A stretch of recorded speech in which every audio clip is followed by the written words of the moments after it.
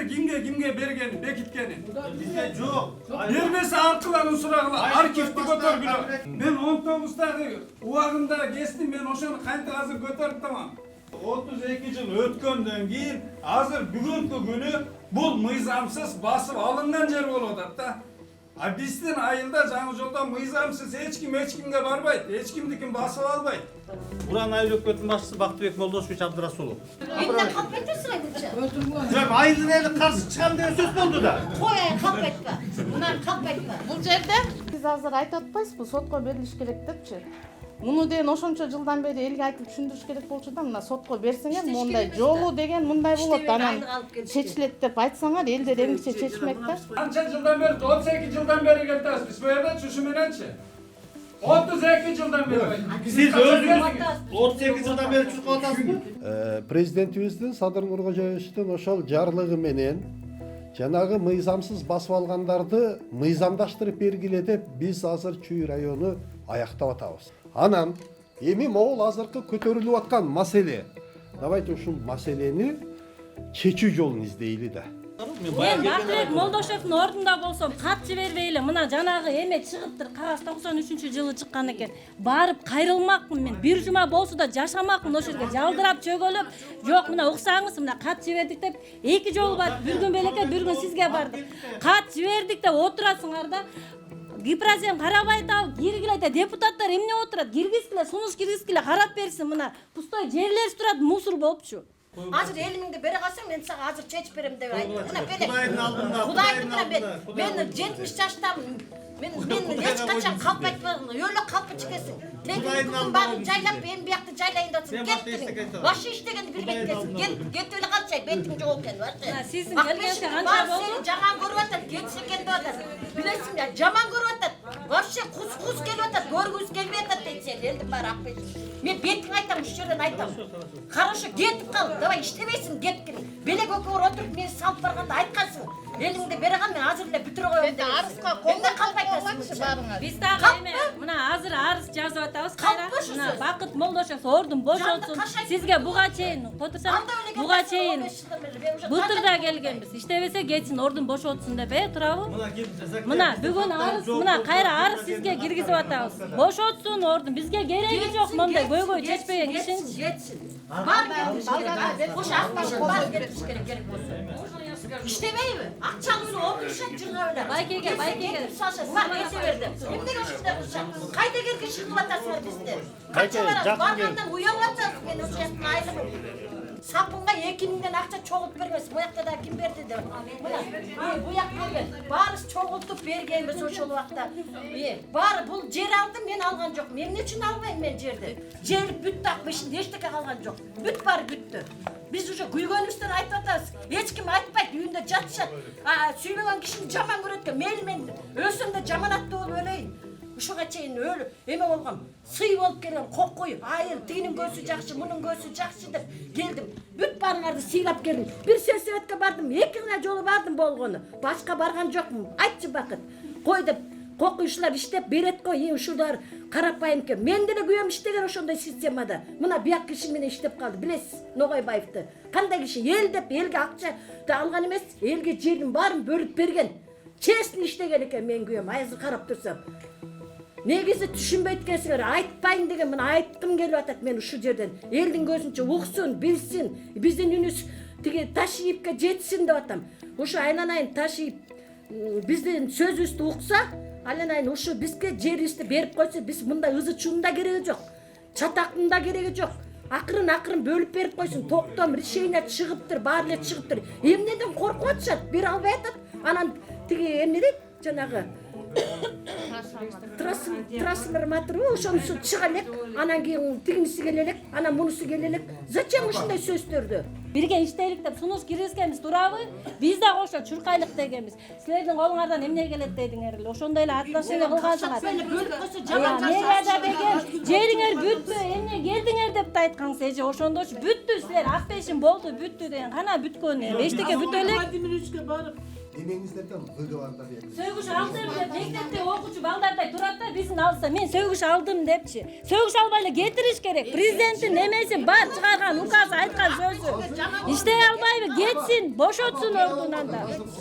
Мусор болуп жатат жерибиз. Бирөөнүн жерин тартып алган жокпуз. Бирөөнүн үстүнө кирип аткан жерибиз жок. Мына азыр иш сотто. Токтом бар. Атызы бар. Архитектурный технический заключениясы бар. Кызыл китеби бар. Фундамент куюлган.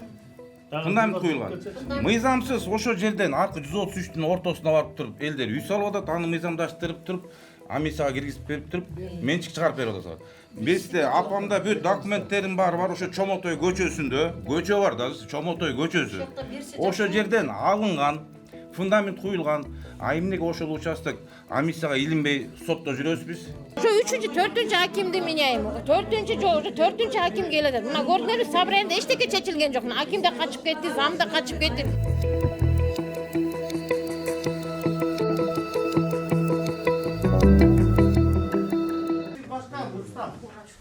Кандай кооператив башка? Кооперативден кийин ушул келип атат да.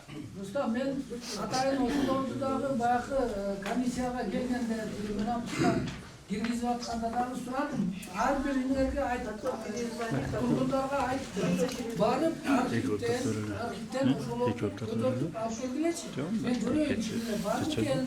Ошол сиз айткан мына мындай деп айтып атасыз. Кооператив маалында ошол жерлерди атасы алган, же болбосо кооперативдин мүчөсү алган деп атпайбыз. Ошолорду тастыктоочу бир документ таппай атпайбы? Кана барбы экен? Айыл өкмөттө юрист бар. Айыл өкмөттө юрист бар, иштеп атат. Ошо юрист чыксын дагы, мисалы үчүн ошол жерлердин эмесин документациясын тактасын. Элге чыгарып, айыл өкмөт таап берет да, айыл өкмөт берген да ошо кишилерге. Айыл өкмөт берген эмес. Кантип айыл өкмөт берген эмес? Сизге чейин айыл өкмөт болгон да жерде иштеген да. Болгон, бирок кооператив болуп атат, айыл өкмөт болсо, Кимдин убагында берди? Рая Качкенованын же болбосо кимдин убагында берди? айыл өкмөт берсе, айыл өкмөттүн токтомдору, тескемелери баары архивге тапшырылат. Айыл өкмөт архивде издесе чыгат. Ошол жер бөлүнгөндө мен 19-тагы болчумун, азыр 52-демин. Мен 19-тагы убагында кестим, мен ошону кантип азыр көтөрүп табам. Айыл өкмөттө баары болуш керек, архивде болуш керек, сакталыш керек. Анын баары документ деп коет. Кооперативби, совхозбу, колхозбу. Эми мындай да архивге кайрылганда ошол Архивге кайрылган мен барганда Акбешимден эчтеке өтпөптүр да, архивге эчтеке бербепти. Негизи Акбешим айыл өкмөттө эчтеке бербепти да. Мен өзгөз ошо Акбешим айыл өкмөтүнүн булардын Акбейин жанагы эме кооперативденчи токтомдор эгер архивде болсо, чүй азыр уруп турсаң, чүй архивинен архивдик көчүрмөсүн алып келсе, биз ал токтомдорду таанымакпыз да. Анан булардын колунда бир башкача мындай жакшы да окулбаган Акбейин деген гербовый эмес мындай эле печать менен чечимдерди көтөрүп жүрүшөт. Биздин жер комиссияга деле алып келди. Ал чечимдерди биз кантип тааныйбыз? Бирок 92-жылы чыккан жанагы жер кодекси ишке киргенге чейин доведение действия земельного кодекса деп атам да, биз сиздерге жакшы немени айтып берип атабыз. Бул жерде айыл өкмөттүн интереси жок. Айыл өкмөт жанагы турак жайларды куруу үчүн жер бөлүп берүүчү 177 положениянын негизинде, берененин негизинде булар очередь менен бергенге эмеси бар да, милдеттүү эмес. Булар ошого эме жаштарга берген да. Анан сиздер ушунча жылдан бери аренда төлөбөстөн баягы эмени төлөп келе жаткан экен да. токтомдун чечимдери менен ал жер налог менен аренданы алмаштырбаңыз, жер налог төлөп келе жаткан. Анан ошол токтомду сиз азыр күйүп атпайсызбы? Мен 30 жылдан бери бул жерди басып алып, өзүм билем бүтмеген, получается да, мындай айткандачы, басып алып туруп, бирок үй салбай арендат катары колдонуп келдиңиз. Ал эми сиздин эле кошунаңыз 5-6 үй деп атпайсызбы? Мен Токмок жер ресурстары агенттигинин Токмок чүй филиалынын директорумун. Анан ошол токтомду утурушчу мен уктум, муну билип атам. Бизге туруп атпайбыз. сөз бериле да, сөз айылда келип Менин жерим жок. сүйлөшпөй эле коелу, бири-бирибизге сөз бербесек. Менин жерим жок аякта. Рустам, Элдики бар. эми сөзгө Мына кезек менен сүйлөйлү деп сүйлөшпөдүк. Кезек болгондора кайра биз кетип, биз да барып таап алып келип силерге дайындап бериш керек болуп атат да. Арыз жазып анан биз соттошубуз Ана сиздин керек. жериңизди бирөө чуркап сотко беребиз. Түшүндүрүңүз дагы. Сиздин жериңизди эмне айлык өкмөт сотко İşleyen берет? işler var da misal. Al mizan çekinde Oşunu bölmem de tura. мыйзам чегинде бөлүнгөн жер болсо айыл өкмөт анан госрегистрден катталса биз сиздердин баягы кызыкчылыгыңызды колдоп чуркамакпыз. Ал катталбаса, токтом же архивде жок болсо, бул убагында чыгып туруп жер бөлүнүп калган. А бул жанагы президентибиз чыгарган мунапыска да туура келбей атат да. Мунапыста айтылып атат. Өзүм биремдик менен басып алган айыл чарба багытындагы жерлерге турак жай куруп алган жарандардын тиги менчик укугун каттап бергиле деп. Биз андай 5-6 үйлү сиз айтып аткан менчик укугун каттап бердик. Биз президенттин баягы указын аткардык. Мунапысты. Сиздики болсо бош жаткан жер. Ал жерде үй жок. Бул анда мыйзамсыз берилген басып алган жер болуп эсептелип калып атат да, туурабы? Сиз токтомуңузду сотко берип, сот аркылуу ошо 92-жылы чыккан Акбейдин Акбейдин ошонун эмесинчи юрфак кылып келгиле, катталсын деп соттун чечими болсо биз каттап беребиз. Жок, буга чейин эмнеге айтпагансыздар? Кечиресиз же. Кечиресиз. 32 жыл мыйзамсыз. Журналисттер кен жок. Кайраттын жоба баянда келип тап кеткенбиз, эмнеге буга чейин элдерге айткан эмессиз? Айтылган. Аны эмнеге кылынбайт? Эмне иш кылдыңыздар ошондо? Азыр беттен алып атасыңар, элдерчи, элдердин күнөөсү эмне сиздерге? Элдерди беттен алып. Анан мисалы мунапыс болгон жерде отпайсызбы? Мунапыс болгон басып алган жердин баары берилип атат да. Буларга эмнеге тандап берилип атат айыл өкмөтү? Бул боюнча жер комиссиянын протоколу бар. Жер комиссиянын протоколу бар. Басып алып үй салгандар, жарандардын мыйзамдары, кызыл китептери берилип, укуктар катталган. Бул жерлерде мыйзамдуу токтом жок, колдорунда архивде да жок ал токтом. Анан көчөдөн эле бирөө кооперативдин печатин басып алып, "Могу токтомду алып келип каттап бер" десе, мыйзам буга жол бербейт. Кандай жолу бар, чечүү жолу? Соттун чечимин алып келсин. Ошол 92-жылкы соттун чечимин кооперативдин чечимин сот таанып, ушул укук тастыктоочу иш кагаз айыл өкмөт жерин бергиле дагы чечим чыгарып башка. Анан кадастр каттап бериле десе биз качкан жокпуз. Андай чечим бизге келе элек соттун чечими. Бул жана кооперативдеги үйлөр да, силерге. Үйлөр эмес, жерлер бар да, 20 гектар жер. Бош жерлер, а жерде 30 соткадан 50 соткадан эле Арасында алышканда үйлөр салынып, гос актылары бар, баары бар. Эми ошол экини 92-жылы бөлүп атканда айыл өкмөт болду да. Госрегистр болгондо убагында иштеп аткан, туурабы? Ушундай эле иш жүрүп атат. Басып алган эмессиңер. Аким бар болгон, туурабы? Баары болгондо ошолордун уруксааты менен кезеги менен алганда ошол жердечи алып эми ошо 32 жыл өткөндөн кийин азыр бүгүнкү күнү бул мыйзамсыз басып алынган жер болуп атат да. А биздин айылда жаңы жолдон мыйзамсыз эч кимге барбайт, эч кимдикин басып албайт. Мына 32 жыл болду, баары ынтымактуу эле ошонун жери. Ошол эки огород кылып колдонуп атат. Бүгүнкү күнгө чейин. Анан кийин бүгүн эле келип турмайсыз. 2 жыл мурун, 3 жыл мурун мынакей канча аким которулду? 4 аким которулду. 4-нчү аким мынакей иштеп атат. 3 аким келди айтты. 1,5 ай деди. Бүтүрүп бересиз деди сотточу. 1,5 3 жыл өттү да. Эмне үчүн ошону 3 жыл мурун айтып коюшпайт? Бул деген мыйзамсыз деп. Же болбосо берилгенден 2 жылдан кийин айтып койбой, там салбагыла мыйзамсыз бул. Силер басып алдыңар деп. Чечип беребиз дешкен да? Чечип беребиз дештиби? Мындай. Чечилип турган сол келген 18 жыл кармак. Рустам болсо мен жумуштан бүткөндө мен комментарий берип коеюн. Рустам, бул жер боюнча. Буран айыл өкмөтүнүн башчысы Бактыбек Молдошевич Абдрасулов. Бул Рустам айтып аткан жер 91-92 жылдары Акбейил кооперативи аркылуу, Акбейил аты мен билбейт экен, Акбейил болуш керек. Кооперативи ачылып өскөнүн билбейм, ошол жер. Рустам мен сүйлөйүн. Рустам, биз 5 мүнөт эле унутпайлы бул теме үчүн.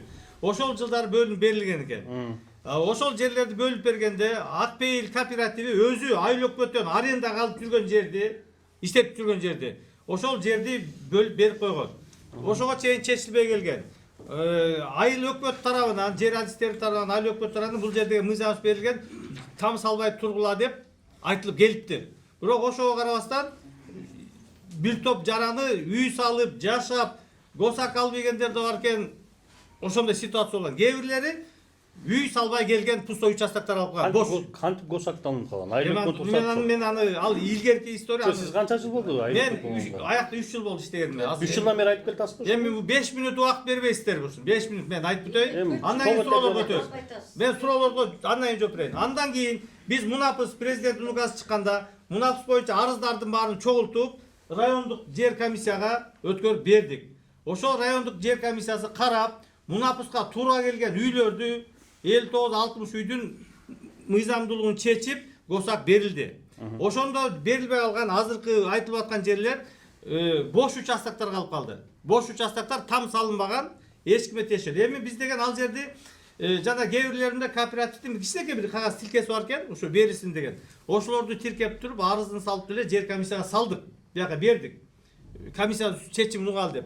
Чечиминде ал кооперативдин жана кагаз тилкелери нормативдик, укуктук актыга жатпайт деген чечим кабыл алды да, ошолорго кайра отказ берилди. Буларды бизге мунапыс аркылуу силерге мыйзамдаштырып бере албайбыз деп. Азыр ошол участоктор жөнүндө сөз болуп атат. Бирок жер комиссия анан ал жерлерди жанагы шахматный порядок болуп калды деп туруп, ошол жердин багытын айыл чарба багытынан пашне айдоо жерден калты конушка которуп чечим чыкты. Эми бизде ошол жерлерди биз берели десек, бизге мыйзам уруксат бербей атат. Себеби биз 177-жобонун негизинде иштейбиз деп билесиңер. Ал жерде ошол жерлер, бош участоктор калты конушка өткөндөн кийин трансформациялангандан кийин айыл өкмөттүн карамагына өттү. Ал биз жерлерди только кезекте тургандарга беришибиз керек. Бирок кезек менен беришиз, кезекте тургандарга. Анан биз айттык, кезекке туруп койгула дедик, ошол жерлерди ээлеп тургандарды. Бактыбек Молдошевич менин атым. Кезекте тургандарга беребиз деди. Бирок кезектерге тургандарга берели десек, ал жердеги кишилер деген каршы чыгып, кырылыш чыгып, мушташабыз деп, ушундай болобуз деп. Эми айтып бүтөйүн деп. Андан кийин Эмне калп айтасың? жөн айылдын эли каршы чыгам деген сөз болду да. Кой калп айтпа. Мына калп айтпа. Бул жерде деген бет жоготун сенде такыр. Бул жерде эме турат, Калыгул айылынын элдери турат, Жаңы жолдуку турат, Акбесиндики. Сизге кезек бергенде айтыңызчы. Анан бул жерде Барын айтамын. Азыр мен айта алайын. Сизге да берилет. Бул жерде деген жанакы трансформация болгон 93-жылдагы 86 гектар жердин 17 гектары Калыгул айылынын элдеринде да, 20 гектары Жаңы жолдуку. 93-жыл бөлүнүп берип атат да буларга мыйзамдуу түрдө очередность менен айыл өкмөтүндө бул первоначально эме болуш керек. Бар болуш экен да, просто булар чыгарбай атат аны өткөндө. 50 гектар жөнүндө чыгарбай атат дедиңер. Жок, 50 гектар эмес, жана 22 гектардын Жаңы жолдукучу. Ошонун белек бар первоначальный кимдер алган очередность менен. Анткени биякта Жаңы жолдук жарандар барганда көрсөтүшкөн экен буларчы, мынакей первоначальный списогуңар турат ошо менен депчи. Анан 14-жылы трансформацияга кетип даярдап жерде ошо могул адамдар отурат деп туруп. Негизи булар мыйзамдуу түрдө алганда ошол 86 гектар ичине кирет бул 20 гектар жер Жаңы жолдуку. Анан негизи булар ошону деген мыйзамдаштырып жанакы мунапыс менен бөлүп бериш керек экен да, биз министерствого чейин бардык. Буларды кандай алып чечсе болот десек, буларга эч кандай тоскоолдук болбогондон кийин кошуналарынын тил кат алып туруп чыгарып берсе болот деди да токтомдорун. Анан анан бул Бакыт байке айтып атпайбы эме депчи. Каршы болуп элдер чыгат. Элдер чыккан жок. Мына Калыгулдун да элдер бар, биякта Жаңы жолдук бар, Акбешиндик бар. Мына каршы чыккандар болсо азыр айткыла, биз каршыбыз бербегиле буларга деп. Барбы ушундайлар? Айыл өкмөт. Бияктан айыл өкмөтүнөн анан бул муну деген чечип бериш керек да. Же болбосо мунун Чоробековна сиз азыр айтып атпайсызбы, сотко берилиш керек депчи. Муну деген ошончо жылдан бери элге айтып түшүндүрүш керек болчу да, мына сотко берсеңер мондай жолу деген мындай болот. Айылга алып келишкен. Чечилет деп айтсаңар элде деген чечилет. Мунапыс боюнча жер комиссиянын протоколундачы ошондо 1-2 арыз түшкөн, ушу Акбейилди кооперативдин элдерин ошондо именно менин сөзүм бар жазылганчы. Буну биз мунапыска туура келген карай албайбыз. Bunu sot arkылуу чечип алышсын деген. Эми бул дагы бир суроо да, бул 50 Ана гектар. кечсеңиз мен бир сурайын, ушул жерлер канча соткадан ээлеп түшөт? 15 соткадан. 15 соткадан. 92-жылы 15 соткадан. 30 соткадан ээлегендер бар экен. 30 соткадан ээлегендер жок. Ал жерде жок. Анда 15 соткадан болсо сот аркылуу эле жанагы укук тастыктоочу иш кагазын баягы мыйзам ченем берип. Эже мунапуска тактап койсуздарбы? Бирок мен кызыгычы мунапуска чейин эле шахматтын порядке мына могу айыл кооператив деген жерден берип жиберип атасыңар. Документ берип коюп атасыңар. Башка айылдардыкын деле берип коюппайсыңар. Эми ага чейин берип келгенсиңер да. Ага чейин берип келген айтам. Мына Белек мырза жер адиси болуп турабы? Бул эжеден биринчи буяк алып болуп атпайбы? Ошону айтсаң эмнеге алат бул? А эмнеге очередь тизмени сактайчы Абдрасул мырза айтып атасыз, а эмнеге тизмени сакталган эмес да? Ал кезектерге мен жол бере албайм. А ким жооп берет ага? Кандай чалып калдың сен экени я? Сен апаң менен чогуу менен. Эми аким Руслан Таштанбек сизди го. Өзүң мага айттың го я. Үйдө туруп. Алган эмессиң да. Чыгып атат. Көрөсүң, ушул алат, мен албай калат экенмин. Кечеки бала мына бул, а менин балам 50ден ашкан. Кандай бербейсиз? Алтын сатты да. Алган эместе вообще калпычык дейсиңер, ай өкмөт, ай. Жаман көргөн бакыт. Жаман көргөн өлө калпычык экенсиң. Апа, азыр бир неме Рустам байке. Рустам азыр бересиз. Берип алыңыз. Бир суроо берели, жана жерлер боюнча эле, жанагы эле жерлер боюнчачы. Мыйзамсыз берилген деп ал жерде депчи, базып алган депчи. Анан кийин жана айттыңар да мындай. Участокты бериптир, бирок үй курба деп айтыптыр депчи. Айыл өкмөт ушинтип айтты. Үй курушка бербептир деп, ушинтип айтылды белек. Ал мындай да. Эми мындай болуп атат да.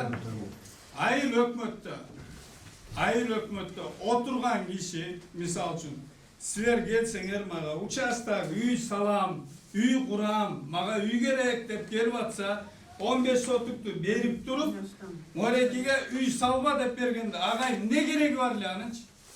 Анда мыйзам киргизиш керек болот. Менин өзүм оюмда жеке да. Айыл өкмөткө барганда айыл өкмөт барыш керек, айыл өкмөткө барыш керек дагы, анан айыл өкмөт ошондой участок бериш керек да, бозу итик деп. Мен каалаган убакта көч деп айтам, көчүп кетесиң деп.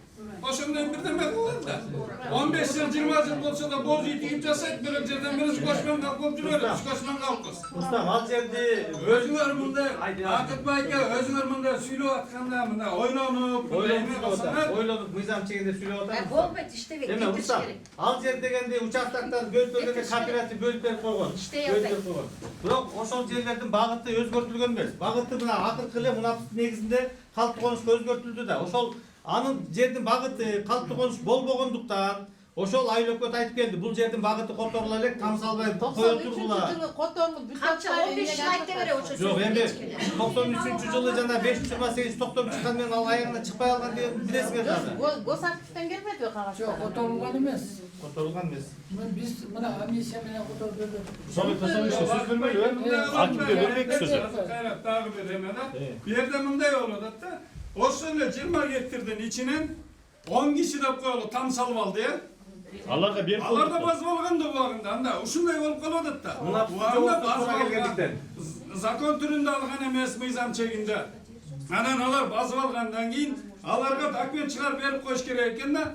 Мунапыстын эмеси менен деп туруп документ кызыл китеп баарын берип коюш керек экен. А беркилер базып алынган боюнча анда сала бериш керек болчу экен да, базып элечи. Ооба, эгерде сала берсеңер силердики дагы мунапыс менен кетмек. Башында фундамент курду.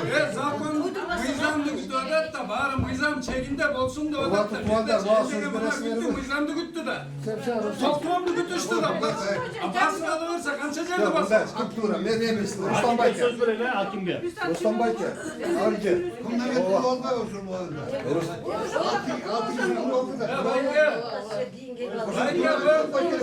Эч ким иш айтып бербейт. Байке бу жерде канча жылдан бери, 32 жылдан бери келатабыз биз. Бу жерде ушу мененчи. 32 жылдан бери. Сиз өзүңүз 38 жылдан бери чуркап атасызбы? Эме, жана алты үй куруп деп атпайсызбы, э? Ошол убакта бүт бар фундамент куруп алса, как раз илинбей экен да. Баарын тегере болот. Мыйзам түрүндө болбой калмаганда. Мыйзам түрүндө болбой калмаганда. Ошондо документтешип келмек. Баары эле азыр течерде бул трансформация болду деген жерге салып алсаң азыр түртүп салат. Рустам байке. Жок, ошол убакта куруп Аксакал.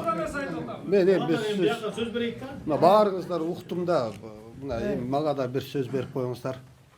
Салам алейкум, урматтуу туугандар. Бул негизи бул маселе мен келгенден бери эле көтөрүлүп, сиз туура айтып атасыз. Бул 2-3 жылдан бери эле депчи.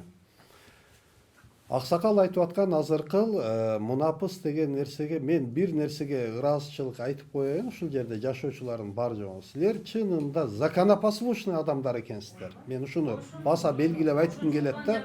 Сиздер эми укпайсыздарбы? Сиздер ошол немени мыйзамды сыйлап, айыл өкмөтү барып ушул жерге салбасын десе, сиздер салбай угуп келгенсиздер. Туурабы? Ачыгын башына мындай баштайлычы. Эми биз президентибиздин Садыр Нуркожоевичтин ошол жарлыгы менен жанагы мыйзамсыз басып алгандарды мыйзамдаштырып бергиле деп биз азыр Чүй району аяктап атабыз. Берилген тапшырманы толугу менен аткарып президенттен. Ошону бүгүнкү күндө толугу менен бир саналуу эле бир 5-6 эле маселе калды. Могул сиздер айтып аткан маселе кошулбаганда, шахматный деп атасыздар, алар кошулбаганда башка нерселерди жанагы могул аксакал айткандай фундамент куюп мурунтан ход басып алган багандай кылган, фундаментин куюп үйүн салып жасап аткандардын бар жогун бүгүнкү күндө биз мыйзамдаштырып бердик. Анан эми могул азыркы көтөрүлүп аткан маселе. Давайте ушул маселени чечүү жолун издейли да. Бири-бирибизге могуну сен могун деген. Мен эми айтпайм. Мурунку акимдер кандай иштеген, мурунку айыл өкмөттөрү кандай иштеген деп. Давайте ал немени эми ооба убагында кээ бир жетекчилер ошол мыйзамсыз берип коюп, мыйзамсыз сатып, мыйзамсыз ошолорго элдерге берип койгондо жетекчилер болгон. Бирок ошонун баарын кашасын биз келип азыр түздөп мыйзамдаштырып берип аткан күнүбүз.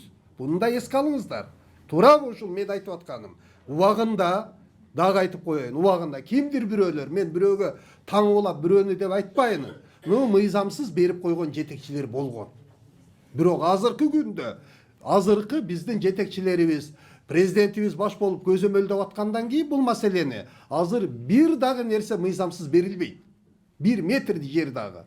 Азыр бүт баарын сиздерге мыйзамдаштырып неме кылып берет. А то, что азыркыл мурунку 93 жылкы чыгып кеткен ошол жана трансформация немесин багытын өзгөртүп бергенде бирок ал дагы аягына чыккан эмес туугандар. Мында билесиздер.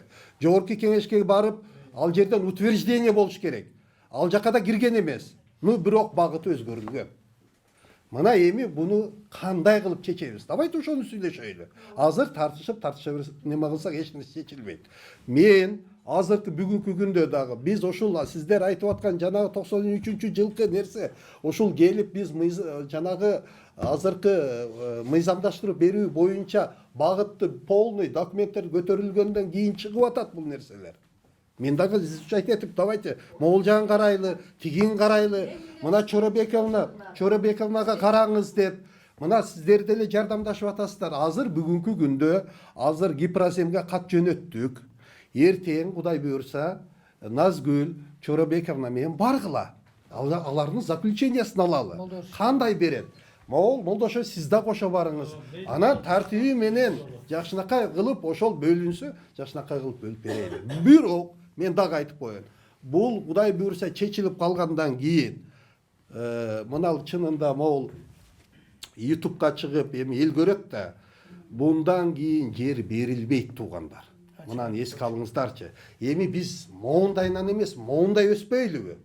Гикке саяф неме кат жөнөтөйлү. Бизде жер бар, бизде ушундай адамдарда очередте моунча адам турат. Ушуларга үй салып бергиле деп биз кат жөнөтөйлү. Ошондой кылып биз ошол жолун тандабайлы. Ладно, мейли алар болсун. А биз булар жерини алып атат, жерлери бар экен. А биздин жерибиз жок. Заявление бар. Эмеде компьютердон чыккан. Анан биз каяктан жер алып алайлы? Жок, угуңуз. Жок, токтоп туруңуз. Эми айтайын, угуңуз. Эми сиздерде очередте болсоңуздар по очередность боюнча карап туруп, бизге дагы берген и госрегистрге дагы бир экземплярын. Акча төлөгөн биз сесебеткеде заявление берген биз. Укпайсызбы эми сиздин сөзүңүздө жооп берип коеюн. ошол боюнча очередте кимдер турган болсо очередь менен тартиби менен гана бөлүнөт эчекеси. Азыр ооба Сесебетте эмеде бар болчу биздин фамилиябыз баары. Аякта дейт кагаз жок вообще жыртып ташташыптыр. Кайсы айылдан келдиңиз? Жаңы жол. Сиз кезекте болсоңуз турат, жол койдо турат. давайте ошон үчүнчү урматтуу туугандар эми давайте чечүү жолун карайлы да ошол жака өтөйлү дагы. Давай чечейли ушул маселени. Эртең результатын алабыз деп атканда, Бактыбек Молдошевич канча жол жибердиңиз ушул жака катышып? Достойгузтерге мен өзүм чоң Жиберип атабыз, мына түзүп атабыз. Канча жол жибердиңиз? Мына Белекеде киргенде айткан, кат жибердик, каттын жоон угуп атабыз. Канча кат жибердиңер? Айтсаңыз, ошого жооп берсеңиз, канча жол кат жибердиңиз? Мен өзү деп астабызда, өзү болуш керек. Анан эмне деген жооп келди ошондончу? Элдер наразы, айыл өкмөткө наразы экен, мына элдин баары наразысыңар. Мен Мен Бактыбек Молдошевдун ордунда болсом кат жибербейли. Мына жанагы эме чыгыптыр, кагаз 93-жылы чыккан экен. Барып кайрылмакмын мен. Бир жума болсо да жашамакмын ошол жерге. Жалдырап чөгөлөп, жок мына уксаңыз, мына кат жибердик деп 2 жол бар. Бир күн Белекке, бир күн сизге бардык. Кат жибердик деп отурасыңар да. Гипразем карабай таб, киргиле депутаттар эмне отурат? Киргизгиле, сунуш киргизгиле, карап берсин мына. Пустой жерлер турат, мусор болупчу. Карабайсыңар, ошону иштеп бербейсиңер бизгечи. 4-5 жол бардык. Жетекчиликке. Эже канча жыл болду очередте кезекте турган? 10 жылдан ашты, мына 15 жыл болуп атат уже. Ошол убакта жана айыл өкмөттөн күйөөңүздөн акча сурап, ошондо акча Ал Сапынбайке ал убакта деген берсе бүтүп калмак экен. Берсе бүтүп калмак экен. Менден сураган эмес, менден сураса мен бермекмин. Жолдошуман сураптыр ал акчанычы. Менден сураса мен берип эле коймокмун, ошончу бүтүп эле калмак да, ошондо элечи. Алмакмын, без очередь мен алмакмын да. Биз чуркап жүргөндө, биз чуркабай жүргөн кишилер алган ал жерденчи, без очередь. Очередь соблюдать эткен эмес. Бериш керек болуп калды. Мына Бактыбектер сен. Мына эми кат жибересиздер, отурасыңар да. Мына белек бар болчу, калп айтпайт. Мына Канча сурады? машина жерди көрсөткөрүп баратканда, ошондо мына машинанын ичинде отурганда айткансың. Азыр элиңди бере калсаң, мен сага азыр чечип берем деп айттым. Мына белек. Кудайдын алдында, Кудайдын алдында. Мен 70 жаштамын. Мен эч качан калп айтпадым. Өлө калпы чекесиң. Кудайдын алдында жайлап мен биякты жайлайын датсың. Кеттиң. Башы иштегенди билбейт. Кетип эле калчай, бетиң жооп келди. Сиздин бар сени жаман көрүп атат, кетсе кетип атат. Билесиңер, жаман көрүп атат. Вообще кус келип атат, көргүз келбей атат десе, элдин баары Акбеш. Мен бетиң айтам, үч жерден айтам. Хорошо, кетип кал. Давай иштебейсиң, кеткин. Белек өкөр отуруп мен салып барганда айткансың. Элиңди бере кал, мен азыр эле бүтүрө коем депсиң. Эмне калп айтасың? Биз дагы эме мына азыр арыз жазып атабыз. Калпы шу сөз. Бакыт Молдошев ордун бошотсун. Сизге буга чейин котосак. Буга чейин 15 жылдан бери мен уже тажда келгенбиз. Иштебесе кетсин, ордун бошотсун деп турабы. Мына келин жазак. Мына бүгүн арыз, мына кайра арыз сизге киргизип атабыз. Бошотсун ордун. Бизге кереги жок мондай көйгөй жетпеген киши. Кетсин. Бар кетиш керек. Ошо Акбештин бар кетиш керек болсо. Иштебейби? Акчаңызды отурушат жыргап эле. Келсе кетип салышат. Бар кесе берди. Эмнеге ушундай кылышат? Кайда келип иш кылып атасыңар бизди? Канча барасыз? Баргандан уялып атасыз. Мен ошол жактын айылым. Ошол жактын айылым мен вообще бара албайм. Уялам гана. Бооректи кечеки балам, муну мен көтөн башын жууган мен бала. Ушу мага кайра акыл үйрөтүп кое турчай жөнтүрчү. Эмне? Бересиң толтурат. Бакча мен мына боо балам дегенге экөөбүз, энеси экөөбүз жүргөнбүз. 2008-жылы Сапынга 2000ден акча чогултуп бербес. Буякта да ким берди деп. Мына буяк берген. Баарыбыз чогултуп бергенбиз ошол убакта. Баары бул жер алды, мен алган жокмун. Эмне үчүн албайм мен жерди? 3 балам ала элек, 3өө бирөөлө да бербепсиз. Жер алдыбы? Алды, мына өткөндө айтпадыбы? Кайсы жерден алып? Кайра чүрчүтпөчү, башты айландырбачы, өзүсүн башысы оготур айланып атканда. Эмне сен айландырасың? Үйү турса атасынын үйүндө жашап атат. Атасынын үйүндө жашап атат, агороду 30 сотук жаны инисинде. Жер алган жок да. Агасы бар, экөөнө жетет. Анан дагы 2 сот, дагы 2 жерден жер алып атат. Алдым деп бизге айтты. Мына маңдай теске турабыз, татнакай мен ушунун энеси экөөбүз бирге чоңоюп, бирге турабыз. Каралоо болуп атат да бул жерде. Ушуну төрөлгөндө өзүм жууп, өзүм кириткем. Анан мага кайра чоң сүйлөшөт ушундай. Бибесинде жашка чыгасың 70ке. Белек антпе сен оңол. Иштейин десең Акбешинден сени колдойбуз. А момундай бакыт сен буга уже аябай таптап кетменди таптагандай үйрөтүп турсуң буга. Сен кет бар техникумдан эле уже жулуну аяктан акча жеп келип алып анан эме дагы бияка келип жейин деп атасың баары. Жеңип бүттү Акбешинде эчтеке калган жок. Бүт баары бүттү. Биз уже күйгөнүбүздөн айтып атабыз. Hiç kim aytpayt, uyunda çatışat. Söylegen kişini jaman göretken, meyli men ölsem de jaman attı ol öleyin. Uşuğa çeyin ölü, eme olgam. Sый bolup keldim, kop koyup, hayır tinin gözü jakşı, bunun gözü jakşı dep geldim. Büt barыңарды сыйлап келдим. Bir selsebetke bardım, 2 gına jolu bardım bolgonu. Başka bargan jokmун. Aytçı bakın. Koy dep, kokuyuşlar iştep beret koy, eң uşular карапайым экен. Мен деле күйөөм иштеген ошондой системада. Мына бияк киши менен иштеп калды. Билесиз, Ногойбаевди. Кандай киши эл деп элге акча да алган эмес, элге жердин баарын бөлүп берген. Честно иштеген экен менин күйөөм. Азыр карап турсам. Негизи түшүнбөйт экенсиңер, айтпайын деген мына айткым келип атат мен ушул жерден. Элдин көзүнчө уксун, билсин, биздин үнүбүз тиги таш ийипке жетсин деп атам. Ушу айналайын таш ийип биздин сөзүбүздү укса, айналайын ушу бизге жерибизди берип койсо, биз мындай ызы чуун да кереги жок. Чатактын да кереги жок. Акырын бөлүп берип койсун, топтом решение чыгыптыр, баары чыгыптыр. Эмнеден коркуп атышат, бере албай атат. Анан тиги эмне дейт? Жанагы трансформатор ошонусу чыга элек, анан кийин тигинisi келелеп, анан мунусу келелеп. Зачем ушундай сөздөрдү? Хорошо, болду. Мындан түшүндүктү. Мен картешимен Бугрянканын ортосунда новостройка турбайбы? Ошол жерге Байкем Мөкөсов алдына заявление жазып, решение чыгылган. Анан ал жерден алып туруп, сурасак, сатылмай экенин да зарды бар. Ал жер жок. Решениеси бар болчу. Мейли деп аяққа чуркадык, бияққа чуркадык болбой калды. Эми кайра жаңы жерден участокко жазылдык биз. Эми ошол вопрос алабыз анан качан чечилет? Ушуну суроо берген болот да. Тиги жерден куржалап калды. Эми жерден алыш керек. Мен айтайынчы. Ошону жооп берип койсоңуздар, анан качан чечилет? Участок алганбыз. Трансформация. Балам азыр 48 жашында. Кезекте турасызбы азыр? Азыр турам. Кезекте турсаңыз, жок болуп кетпеби деген сомнение болот. Кезекте турсаңыз, мен Руслан Таштанбековичте биздеги кезектин бир копиясын салып алып берген. Сен жоголуп кетет, кезек жоголуп кетет, өзгөрүп кетет деп корсоңуздар, мен прокуратурага бир экземпляр, акимиятка бир экземпляр бүт кезектегилердин баарын алып келип бир копиясын тапшырып койгон. Бизде өзгөрбөйт. Жок, баардан кезектен моундай неме болбойт. Назгүл сураганда дагы бир экземплярын чыгарып бергенбиз. Ал жерде эч кандай секрет жок, өзгөрбөйт.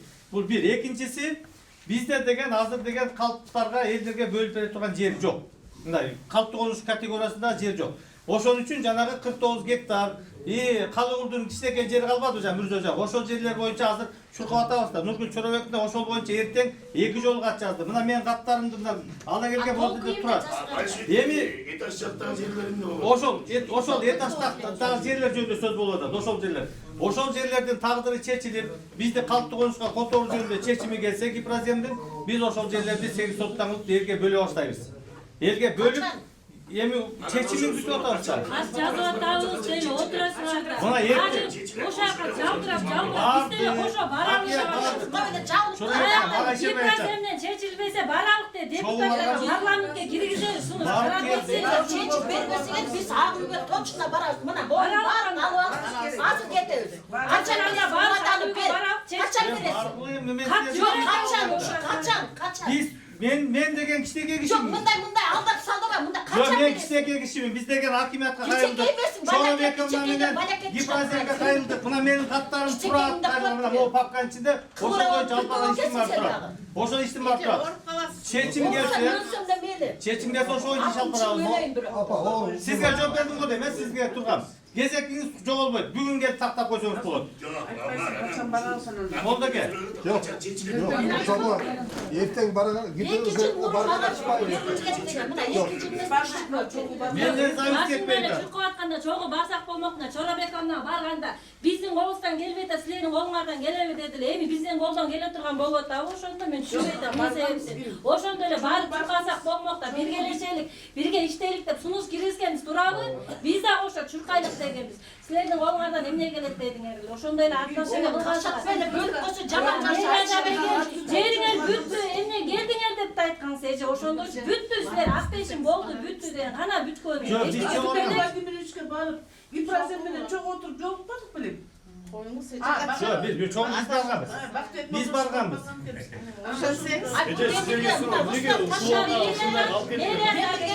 келгенде мына мэриядан доктор келгенде собрание болду. 528 жана акимдердин күнөөлөгү эле. Күчү менен демиргеси менен болду ушул иш. Жок, 528 доктор. Мунапыс башталганда Шаки, Жыргалбек, Тургунбек иштеп аткан учурда эле Аяла чыгарабыз. Туруңуз. Эми мындай кылачы тура. Чыгарып бердик мына. Мындай кылалы. Көзүн айтайын. Эртең Назгүл. Эртең Чорабековна, сиз дагы баргыла. Молдошевич, баргыла дагы чеченисин алып келип кой. Ол жерде ошо чечиле турган нерсени чечейлик. Молдошевич, мен айтып элем. Мына сиздер айтып аткан Молдошевич деп Молдошевич ушту сиздердин немеңиздерден выговорда берди. Сөгүш алдым деп мектепте окуучу балдардай турат да биздин алса мен сөгүш алдым депчи. Сөгүш албай эле кетириш керек. Президенттин немеси бар чыгарган муказ айткан. İşte yapmayın, geçsin, boş Apa, olsun. bundan olmadı. Hazır mısınız? Apa, hazır mı? Çeçim de otar. Çeçsin de. Çeçsende Gibrazen'in çeçiminin negizinde çeçilir. Ova, erken Gibrazen'de. Kaçan çeçilir, kaçan. Hemen ben Gibrazen nesinde. Çeçip bilen kanlar, kaçan oldu. Zakiya. İşte şöyle, cügür şöyle. Çeçipler aldı. Zakiya. Barca Buldum gelgene de o. Ayakkan cügür yapın ya da düşün. Yok, dağılır. Bunday kılalım Zakiya. Ha, jakşı bata bepe koysanız Yok, yok. Bunday kılalım Zakiya. Erten, demenin Gibrazen'in zaklучениясын алып келсин. Анан кийин дальше кандай иш? Жок, угал. Андан кийин дагы процесс неме болсо, Бардык нерсе мыйзам чегинде болсун. Kaçan geldi bu iş, kaçan aylanaydı. Ошо 1 жыл мурун айтып Эртең барышат мына. Эртең барып келсин. Өткөн неме сен келгени табылбады беле. Андан бери кат жиберип атышат, жок да. Отурушат кат жиберип атабыз депчи. Барбайбы дедек жалдырашат. Гипразен чечпейби айтып атам. Тедек парламентке киргизелик, сунуш киргизелик, мына элдин баары макул болот. Даралык ак үйгө деп чечип бергиле деп. Мусор болуп жатат жерибиз. Бирөө жерин тартып алган жокпуз. Бирөөнүн үстүнө кирип аткан жерибиз жок. Жана токтомуулар эмне токтомуулар чыкканда Бизде жер алганбыз, жаңы жолдонбуз. Рустам менен бизге решение чыкпады. Бирок канча жылдан бери мен балам 48ге чыгып калды. Участок беришти балама. Разрешение алдык. Токтомун барын жасап туруп Бишкекке жере барып, план подтверждение кылып келгиле дешкен. План да жасап келдик, барын жасап келдик, документ турганда болубузда барыбыз. Жаңы жолдон. Эми тамчылар десек эле, жок, бияка разрешение жок экен деп биз ошо разрешениени күтүп эле канча жылдан бери экинчи балам 47ге келип калды уже. Не документи бар азыр? Кысыл китебиң барбы? Кысыл китебим жок, бизге бербей атышкан. Потому что не разрешается дом строить. Хотя у нас был план, все документы мы собрали, все есть. Siz bizge mıga kaylığa Barna келгенбиз. Канча жыл буяка кайрылды балдар. Бар документтерди алып өзүм келиңиз. келдим. Айыл өкмөткө алып келиңизчи, бар документтер. Бергенбиз айыл өкмөтүнө канча жолдар бердик. Алиев дегендер болуш керек. Мен азыр бир нерсе айтып кетейинчи. Руслан Таштанбекович, азыр мен айтып кетейин Бакыт эке. Бул жерде Бакыт Молдошевичке баары нааразы болуп атат да. Азыр арыз жазып, баары тең кол коюп берип атат. Бакыт эке сизди жумуштан кетсин деп. Эми өзүңүз эле мындай өз калыбым менен деп кетип калсаңыз деле жакшы болмок экен. Ушунча элге жаман көрүнбөйчү. Кызмат кылып берейин деген. Кылбайбы ыраазыбыз. Башка жактарды алып келет, иштей турганда могунда.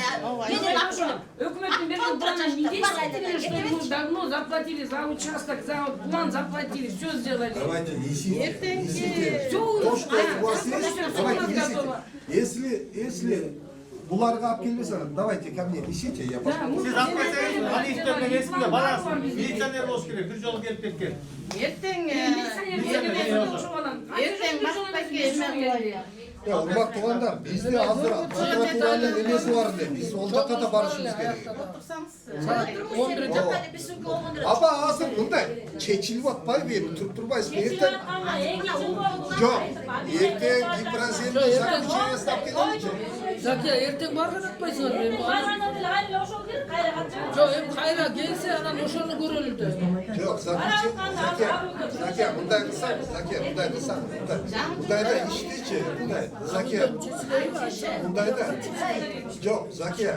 Ошо гипраземде отпойсузбу? Гипраземде эмне келиш керек? Заключение бар? Бул мында түшүндүрүп айтып берсиз жана гипраземде эмне. Ошол келсе эле чечилеби? Албетте тияк эгер подтверждать Гипраземге жана 528 токтом эме 91-жылкы 1991-жылкы 528 токтом жөнүндө болуп атат министрлер кабинетинин. Ал жерде биздин жана 86 гектар деген Кыргызстан боюнча калктонуш которуу жөнүндө токтом чыккан экен. Биз ошол токтом азыр айтып атпайбы, азыр таап чыкты. Ал деген мунапыс жүргүзө баштаганда ошол токтом табылган. Шакиев Жыргалбек Тургунбекович аким болуп турган кезде. Ошол Шакиев Жыргалбек Тургунбековичтин эмгеги менен жанагы мунапыстын негизги бөлүгү ошол учурда бүттү. Ошон үчүн жанагы аким абишет кылбай койду деген сөз ал негизсиз. Сөз берген 1,5-2,5 дегенде ошолорду мына Сагынбек Сагылбош калпайттырбай, ошо көп негизги жумуштар бүттү. Мунапыстын аягын Руслан Таштанбекович келип ошо менен аяктап жатабыз. Ошондой болгон. Эми ошол жерди казып чыкканда биздин Чүй районунда гипраземдин пилоттук инвентаризациясы өттү. Чүй району боюнча бардык айыл өкмөттөрдүн жерлери аянттары такталды. Такталып жатканда ошол маалда мунапыс учурунда 528 токтом всплывать деп коет орусча. Табылды дагы. Анан биз ошол жерлерге жабыштык. Көрсө могул жерлер калктуу конушка багыты которулган турбайбы? Ошол жерди гипраземге айттык, бизге ошол калктуу конуш кылып карталарга түшүрүп бергиле дедик. Анан алар деген 1 жылга созулуп кетти да, 1 жылга жоголуп кетишти. 1 жылдан кийин келип тыянагын алып келгенде ал жерлер мурунку эле мына жана 133 контурлар Акбешин Башевдин ар жактары ошолор деген багыты айдоо жер, анан деген жана багарный башня, анан деген жайыт болуп келип калды. Эми контурлардын ФПСтин жерлери болуп келип калды. Анан биз деген недоумение деп коет го, биз деген айттык, эмне себептен мындай кылып койду десе, биз деген аны кыла алган жокпуз, биздин мыйзам алдында да жооп бере тургандай болуп калып атабыз. Себеби дейт, буга чейинки келген отчеттордо жана госрегистрге биз отчет беребиз да, жерлер боюнча, багыт боюнча. Ошол жерлер калктуу конуш эмес, ФПС анан деген жайыт жерлер болуп келгендигине байланыштуу биз аны азыр сразу автоматтык түрдө жанагы токтомго таянып которо албайбыз деди. Биз ошону настаивать еттик, бардык. Эми турат го, токтом турат го, 528 токтом. Биз деген ошол боюнча мына могул жерде мен деген папка турат. Кат кайрылдык. Минюска кайрылдык. Ошол токтом күчүндөбү десек, Минюстун каты келди. Күчүндө деп келди. Жобо келди мынакей. Мынакей Минюстун үстүнөн мен өзүм кайрылдым мынакей. 528 токтом күчүндө экендиги маалымдайт деп келди. Биз муну алып алдык да госрегистр гипраземге бардык. Мына күчүндө деп атат. Котор бергиле деп бир нече жол мына Чоройөкүнөн өзүм да бардым. Катта жаздык гипраземге, бирок деген гипразем бизге ал жерди багытын которуп берген жок. Мен эгерде азыр ал жерлерди калктуу конуш боюнча иш алып бара баштасам, мен үстүмөн иш козголуп калышы мүмкүн. Ошол себептен мени кармалып жатам.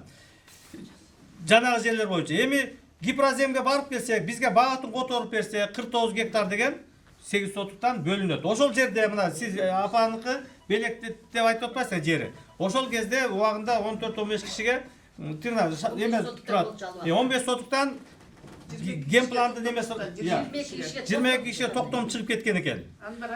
Анан прокуратуранын представлениясы менен ошол токтомдун баарын жокко чыгардык. Себеби ошол жерлер жанагы калктуу конушка которулду деген жерлер жөнүндө сөз болуп атат. Эгерде мыйзамда болсо прокуратура андай ат менен бербейт эле. Представление берди, биз жокко чыгардык ал жерлерди. Калктуу конуш болбогондугу үчүн.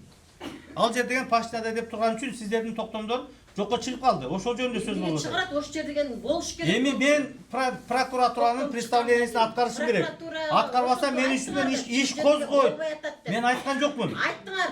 Прокуратура жөнөтүп. Сиз мени каралап жатасыз жөнөлө. Мен прокуратурага айткандай мен киммин? Прокуратура менин сөзүмдү кабыл. Сүйлөшөсүңөр, связь деген толтура. Сүйлөшпөйбүз. Ошолор представление берди, ушул жерлер токтомдор мыйзамсыз чыккан, жокко чыгар деди. 1-2 жерин сотко прокуратура өзү берди.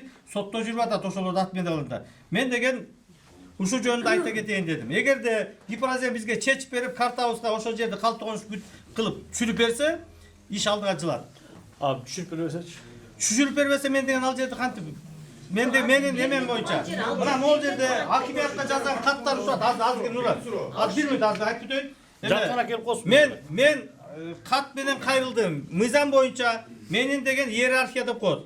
Мен деген акимиятка башыйм, акимиятка кат жазам. Акимияттан ары дальше губернатор андан ары министрлер кабинетине кетиш керек. Ошондо ким иштебей атат? Ошондо эмне проблема болуп атпайбы? Проблема деген ошол гипраземде ошол жерлер мага Баары деген проблема келбейт. гипразем ба ошондо? Браземде эле бүтпөй койду. Жок, эми ошолорду мага картама түшүрүп бериш керек, ушул жерлер калктуу конуш деп. Эмнеге ошол убакка чейин элге түшүрүп эмессиңер булар? Мунун баары бир нече жолу мына жыйналыш болду. Бир нече жолу жыйналыш болду. Мына азыркы акыркы жолу жаңы прокурор келгенде да түшүндүрүштөр болду. Ушунун баары бир нече жолу, бир нече эмес, андан да көп жолу ушунун баары айтылган. Деген сотто эме собранияда видеосу барбы? Ошондо айтылган сабыркылыч, багылчы баары бар. ИЖСке өттү, бул жерге бөлүнөт деп айтылган да бул. Эмне үчүн силер келгенге канча болду? 3 жыл болдубу? Ошо жерде эмне үчүн билген жоксуңар, минуста күчүндө экенинчи. Биз былтыр эле Назгүл эже менен айтканбыз, ай күчүндө экен барып койгулачы депчи, жалдырадык го бизчи. Сиз эле барып жалдырасаңыз болот да, эл үчүн момчу, эл үчүн биз эле бармаппыз да, ошо. Биз деле күчүндө экен билчү. Мейли, госредстводон чыкпайда, баркыларда деп. Биз кайрылбадык деп. İşte Токтомбаев Нурлан, Акбешим айылынын тургуну да. Ушул эле жер маселеси боюнча. Бул жерден мына 22 киши соттойбу. Токтомдо жокко чыгарылган. Ошонун ичинде эки адамдын кызыл китеби бар.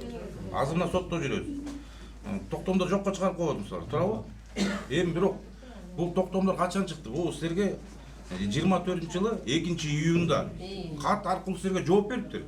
Кыргыз Республикасынын юстиция министрлиги 24-жылы 2-июнда номери 5282 катты карап чыгып, катта көрсөтүлгөн Кыргыз Республикасы министрлер кабинетинин 91-жылы 31-октябрында 528 короо жай фондун кеңейтүү жана башка эл чарба муктаждары үчүн коомдук жерлерди пайдалануу жөнүндө токтом бүгүнкү күндө күчүндө экендигин маалымдайт. А сиз ушуну эмнеге ошол маалда колдонбой элдикин жокко чыгарып салдыңар? Эми аны биз деген гипраземге деген озеки айтып жүрдүк да. Анан муну деген алып алып, өкмөттүн кишиси кандай озеки кайрыласында кагаз түрүндө сизге жооп берет. Представление келди силерге. Сотко берип атат да. Келип атканда биз деген сурадык. Биз деген биринчисинде деген муну деген аткарып койсок эмне болот дегенде ой кетти. Биз аткарып ой коелу деген кетти. Мен түшүнүп атам. Сиз аткарып койсок кайра келет. Бирок элге эмнеге маалымат берген жоксуз ошондо? Канча күнгө чейин маалымат берген жок. Буна мен деген маалымат. Бул сотко берип атабыз, жокко чыгарып атабыз деп. Буна прокуратурадан чыгырган жок. Мен берген жок. Эч деген маалымат бербей эле. Силерди прокуратура берди. Бакыт Молдошевич, прокуратурага бир чыгып туруп эле, "Мо ишиңди сени сотко козгодук" деп туруп эле, документтердин копиясын койгонот койду. Болду. Иш азыр сотто. Сотто жүрөм мына. Аны мен жегенде барып көрдүм. Мына могу кагазды катты мына. Бурана айыл өкмөттүн башчысы БМ Абдрасуловго деп жооп берип атат 2-июнда. Ооба. Быйыл. Мына мун бул кагаз баягы күнү колго тийип атат бизгечи баягы күнү. Муну эмне катып жүргөн, эмне себептен катып жүргөн? Келбейт. Мына өткөндө да ушу журналисттерди YouTube'дан көрдүм. 30 жылдан бери ушуну билип туруп эле эмне кылып жүргөн деп атат. Кечиресиз, өзү негизи мен айыл өкмөттөргө баарына эле айтам да. Туура эмес, ушул элдерге туура эмес баягы маалыматты мен жазап алган жокмун. Бул өзү келген жоо. Мындайда байкес уксаңар. Уксаңар. Өзү маалыматты кандай маалымат болбосун Молдошевич, элдерге достоверный кылып туруп жеткизе турган силердин милдетиңер.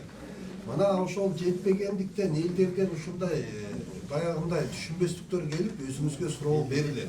Себеби туура айтып атат. Неге ушуга чейин булар билген эмес? Элге жеткен элге жеткен. Бакыт Молдошевич жөнүн айта бербеңиз. Просто мен туура айтайын. Мен билбейм бул жөнүндө. Мен бул кабарларым жок. Башкалар билет. Бөлөктөр чуркап ошол жеңелерим чуркап билип атышат. Силер мисалы үчүн 2-июнда алдыңар, эмнеге ошо элге түшүнүктүрүү иштерин жүргүзбөйсүңөр? Мына келди, жолу деп иштерин боюнча.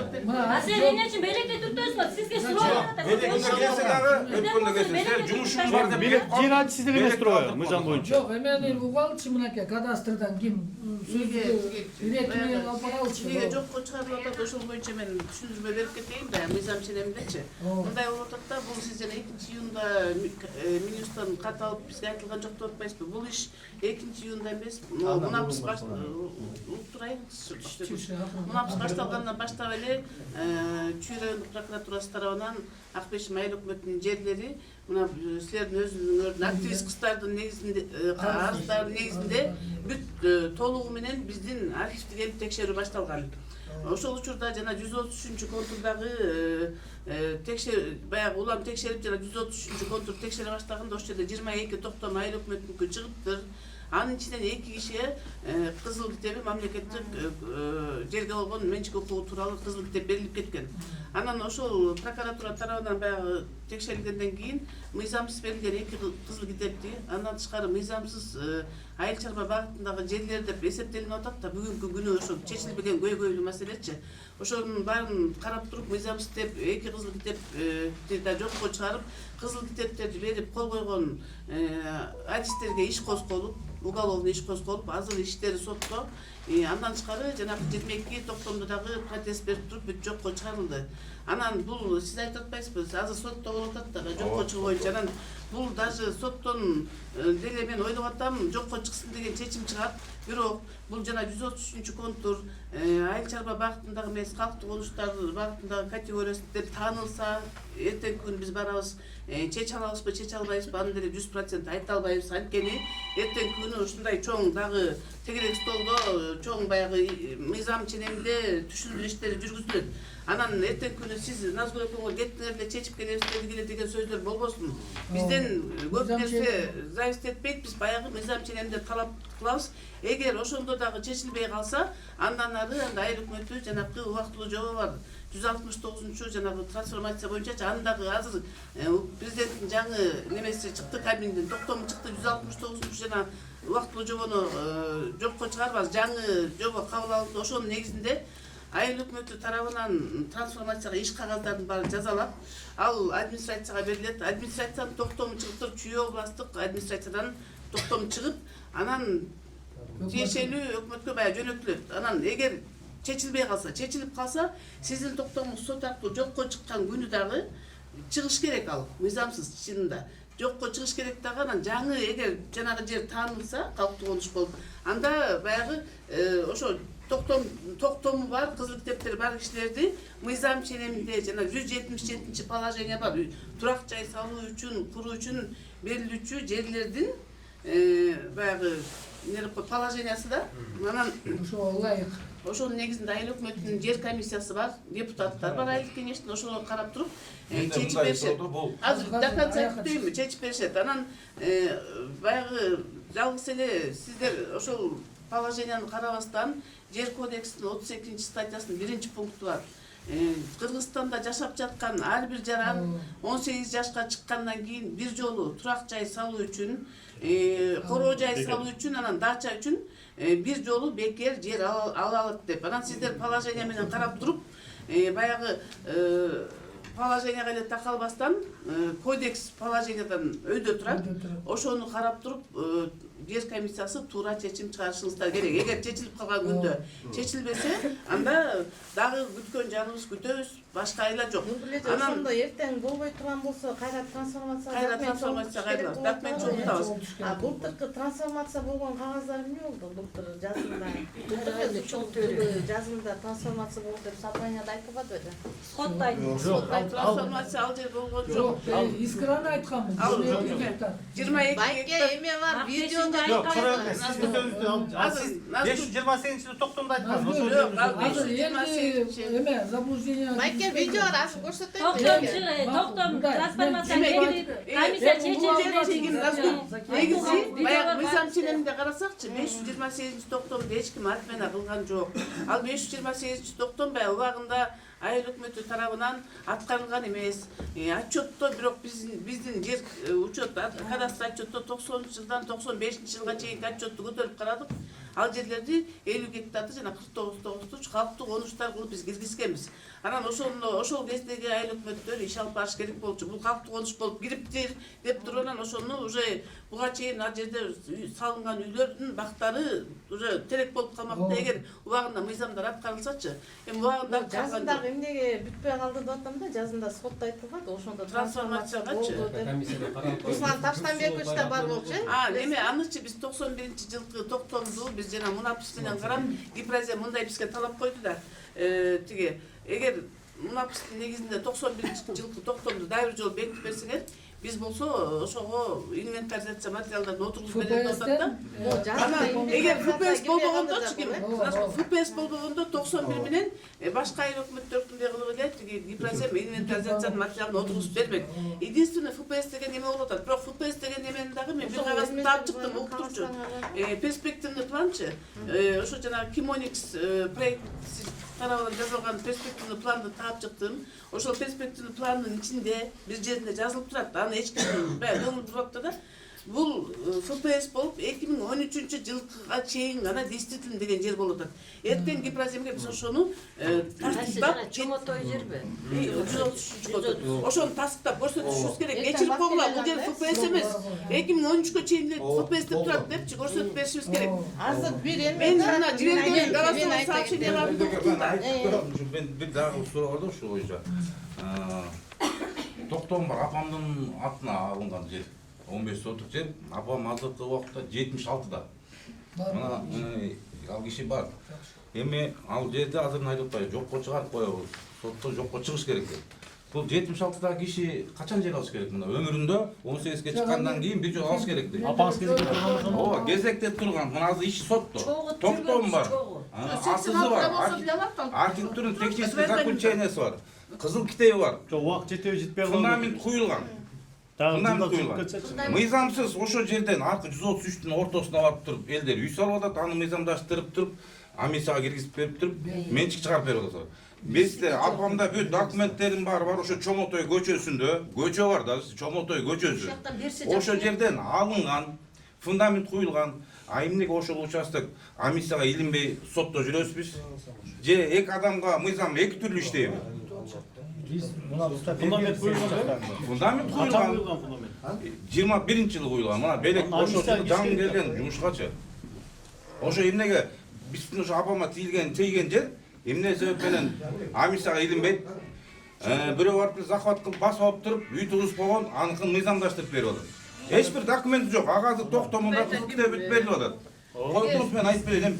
Бирок апамда бүт документ бар да, тиешелүү документтерим бар.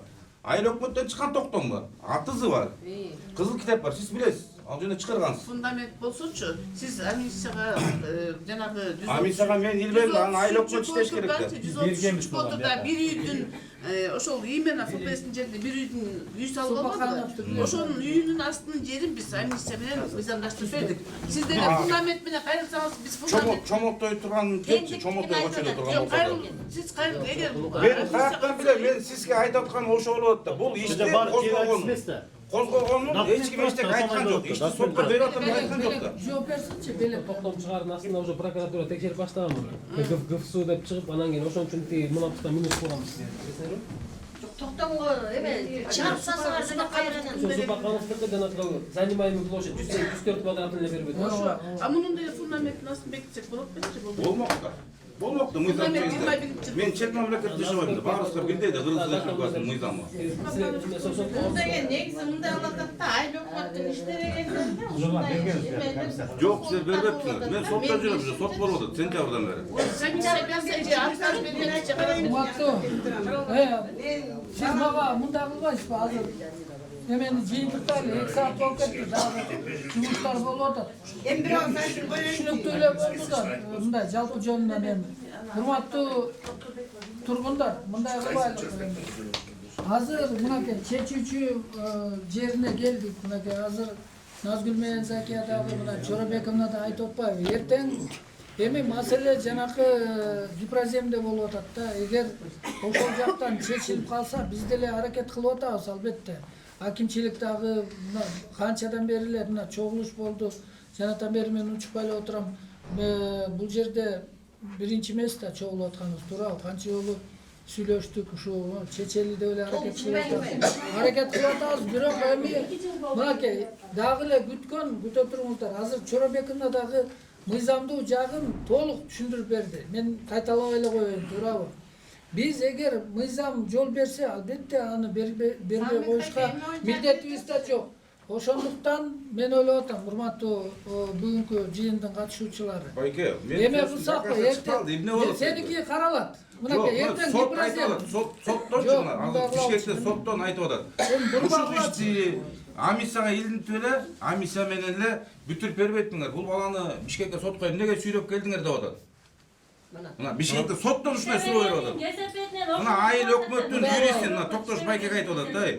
Муну да мунапуска тиркеп эле тигиники чыгарып бериптиңер. Бул баланыкын ушуну чыгарып бербейдиңер. Нурлан анан келчи. Кала берет дагы кыйкырып анан кийин кандай? Жок, сала береткен ал салбай каласың. Жолун мындай болот. Жолун мындай кылалы. Кандай жол бар?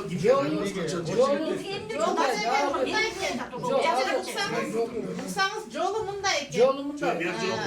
Эме Бакыт Байке деген эжеден 50 миң сом берип бүтүп берем дептир. Бакыт Байкеге 50 миң сомдон жооп берсек, эртең участок алат экенбиз.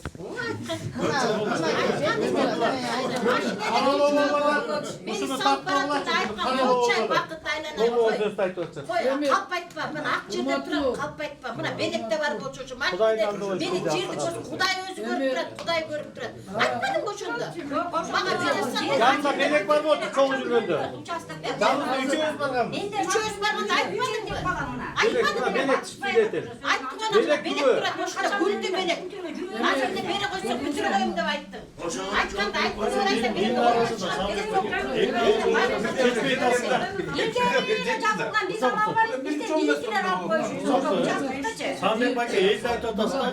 Мен сага дагы айтайын, бул эртең бурсугуну дагы бүтүп калышсыңар, гарантия жок экен.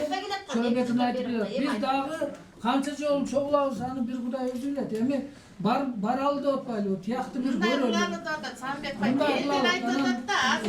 Мен да угуп атам, туура түшүнбөйсү. Мен жанакы айткандай эле мындан кийин силерге баралы. Силер мага деле звонить этип келчи, билесиңер да, мен телефонумду баарыңарга бердим. Ошон үчүн Нурбек, тияктан чогулгула, биз баралы, ошол жерге барып, анан убакытты дагы эртең ким мынакей Назгүл, Чоробек мына эме жыйынтыктайлы. Эртең булар барып келишсин. Биринчи жолун айтып келишет. Мен сиздерге баарыңарга ошол маалыматты жеткирип берем. Кандай болду, эмне болду? Жаңы жол менен Калыгулдукун дагы карайбыз. Низам чегиз. Калыгулдукта суроо бере албай калып атасың. Калыгулдукта силердики жаңы жолго окшош да. Эгер уруксаат берсеңиздер, ушуну менен жыйынтыктайлы дагы эртең анан кийин дагы бир Мисалы айыл өкмөт арына могу жооп берип коюңузчу. Айылдыктар каршы айыл өкмөткө кол топтоп бериңерби, могу каршы Амон не аласың? Айылдык аймакта 12 миң киши жашайт. 12 кишиники жооп берейик анда. Мындай кылалы, бул сиздердин азыркы чогулткан арызыңарды биз албетте карап чыгабыз. Уже 3-4 рет жазылып атат да, результат чыкпай атат. Комиссия түзөбүз. Анан кийин бул боюнча сиздерге бир мынакей эмете жыйын болот. Билесиздер да, могуреки жылдын аягы менен айылдарда биз кыдырып эле жыйын өткөрүп атпайлыбы? Ошол жерге чогулуш кылып туруп, көпчүлүк элди чогултуп туруп, анан кийин бул жөнүндө мен сиздерге маалыматын берем. Бул жерде кытайда намустуу киши болсо, ошондо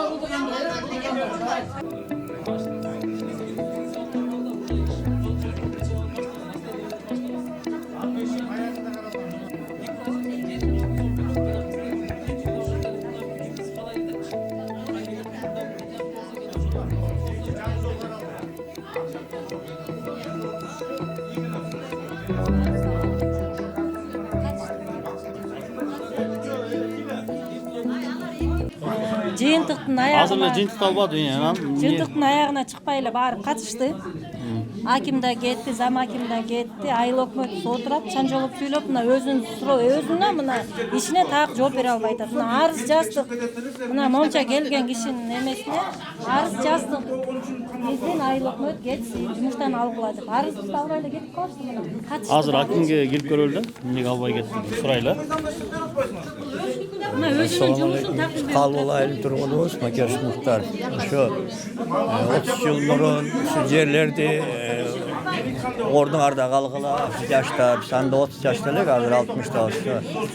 Айылды өркүнөт өстүрөлү, айылда калгыла деп ошо аксакалдарды ошо инициировать эткен, айылда калгыла иштегиле депчи. Ошонун себебинен участоктор бөлүнүп берген 15 соттон. Анан булар келип айтып атса, силер жана порядок очередь берет. Очередтердин баарын өзүлөр түзүп алган. Биз барсак очередке койчу эмес. Токтом жок. Ал жер трансформация кайсы менен? Жок, жашабай эле атабыз. Жер алып элек, бирок ээлеп жүрөбүз. Аны подтверждающий документтер жок деп калышты булар. Документ жок. Бирок 15 жылдан бери биз жер налогун төлөп жүрөбүз, ээлеп жүрөбүз. Эч ким претендовать эткенс. Эми булар жаңы очередтерди түзө коюп, ошолорду эми кийирген атышат. Бул жерде бир жаңжалга алып келет да. Ошон үчүн булардын эмеси да жана гипроземиги бар деп дагы чоюп атышат. Ушуну эсли колубуз кыска, бутубуз кыска десе, анда президентке кайрылса, анда президентке кайрылалы, жүрүш жазайлы, баралы, өзүнүн арыз-мунусту жеткирели. Мен Калыгул айылынан уулум жер сатып алган да. Улицасы бар, жанында үйлөр бар. Ошого разрешение бербейт. Красный книгасы бар, китеби бар. Ошо разрешение беришпейт, что бий салганга архитектурадан. Жай менен канча жол эмегелерге келдик. Толк жок. Күнүгө эле баягы эмелерин айтышат, болду кайра кетесиң.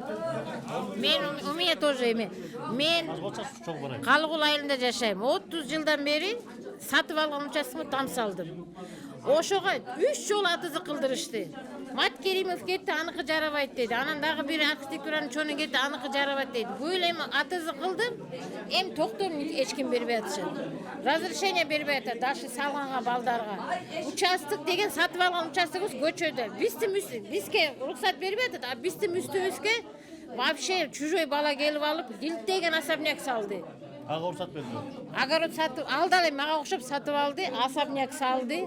Өзүнүн 15 соток ас болуп алып, кошунадан акчам бар деп алып, акча берди, еще да 3-4 соток кошуп алды. Килтеген особняк салды, жашап атат. А эмнеге биз, менин кайненем 50 жыл даярка иштеди, кайнатам заслуженный комбайнда иштеди, канча жылдан бери күйөөм иштеди айылда кооперативде. Эмнеге бизге рухсат жок? Вообще чужой элдер, чужой Бишкектен, тияктан, бияктан келгендер салып жашап атышат. Аларга кызыл китеп да берилди, рухсат да берилди, а бизге эчтеке жок. Бизге силер ошо мыйзам чечелек, мунапыска кирелек деп эле бизди ошо 10 жылдан бери алдап жүрөбүз. Уже 3-4 мырза да ал ошондой эле жооп берип атат. Уже 3-4 акимди меняйм. 4 аким келет. Мына көрдүңөрбү, собранияда эчтеке чечилген жок. Аким да качып кетти, зам да качып кетти. Постоянно ушундай. Сельсоветке келебиз, кете бер, рухсат жок, закон жок, закон чечилек. А биздин үстүбүздө жашагандарга кандай закон чечилди? Аларга кандай кызыл китеп берилишти? Ошого булар эмне бизге жооп бербей атышат? Ошо эле вопрос, постоянно келебиз, ошо бир эле вопрос менен жер, эми токтом, эчтеке чечилбейт, эчтеке абсолютно. Айылда да собрание кылып атабыз, булар келип атышат. Мына Белек деген өзү эки участок алып алыптыр. Потому что анын колунда бар, өзү иштейт, өзү ала берет. А простой эл эмне кыйналат? Түшүнүктүү апа, сиздики. Ушундай эле көйгөй ушундай эле биздики айыл ичинен берилген Калыгулдачы. Ошону албайт. 70-ке чыкты. А ошол айылда төрөлгөн. Эми бир участок алган 30 жыл мурун жанагындай болот. Бияка да үй салынды, бияка да. Биз салайлы десек, түрттүрүп салабыз, салбагыла деди. Мына ошондон бери ушул убакыт бияк салынды, ортодо биздики турат. Балам Россияга барып барды иштеди. Фундамент коелы десек түртөбүз деди. Балам 7 жылга камалат деди. Ушундай закон бар деди. А башкаларга ошо закон эмнеге иштебейт? Алар эмнеге камашпайт? Алардын үйүнө эмне түртүшпөйт? Түшүнүктүү апалар, азыр могу арыз боюнча кирип чыгалчы. Базар барбы? Бул Сабыркулов элдер арыз жазса алып карап ошол жерде таштап алып кетип барышпы да? Эмнеге алып кетпейт да чогуу? Келсимен калтырып коюңуз. Акимдин өзүнө бересизби? Жок, бизде катталат.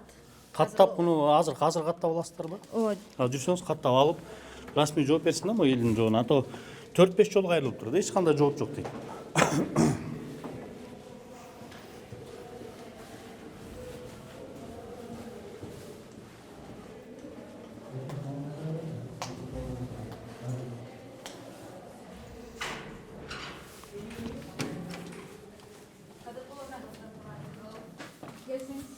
Саламатсызбы. Элдин арызы жазылган айыл өкмөтү кетиши боюнча ошо акимдеги орун басарды таштап кетип коюшту да. Мына буякта бизде иш кагаздар адреси Канцелярия кабыл алынды. Канча күндө жооп берилет? Негизи закон боюнча 14 күндө. 14 күндө бизге могу элге расмий жооп болот, э? Жооп болот. Рахмат. Азыр мына элдин арызында таштап кетип калган экен. Айыл өкмөтүнүн орун басары азыр келип канцелярия каттады, 14 иш күнүндө жооп беребиз дешти. Эми жыйынтык болот деп ойлойбуз. Баарын көрдүңөр, элдер нааразы. Баягы эле чечилбеген жер маселеси да. Бул экинчи бөлүгүбүз болду. Ушу менен бүгүнкү берүүбүздү жыйынтыктайбыз. Кийинки 3-бөлүктө көрүшкөнчө аман болуңуздар.